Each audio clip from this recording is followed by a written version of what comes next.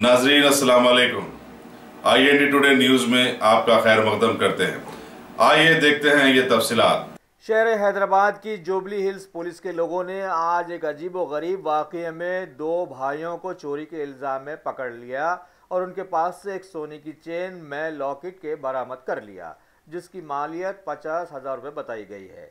वाक़या अजीब व गरीब यूँ है कि रियासती हालात के पेश नज़र कई नौजवानों के साथ साथ ये नौजवान भी बेरोज़गार थे, लिहाजा पैसे की खातिर तंग आकर इन्होंने इन्हीं से मुलाकात के लिए आई हुई अपनी ही दादी के गले से ये चेन पार कर दी। लेकिन बूढ़े बड़े लोग बड़े किस्मत वाले होते हैं। किसी तरह से पुलिस ने फौरन हरकत में आते हुए इन नौजवानों को पकड़कर वो लॉकेट बरामद कर ली। डिवीजन के ACP श्री के श्रीनिवास राव की निगरानी में एडिशनल इंस्पेक्टर श्री के मुथ्थू की अपनी टीम के साथ इस कामयाबी को महकमे पुलिस ने बहुत वाहवाह दी है। జాగ్రత్త వల్ల పోగొట్టుకోవడం జరిగింది।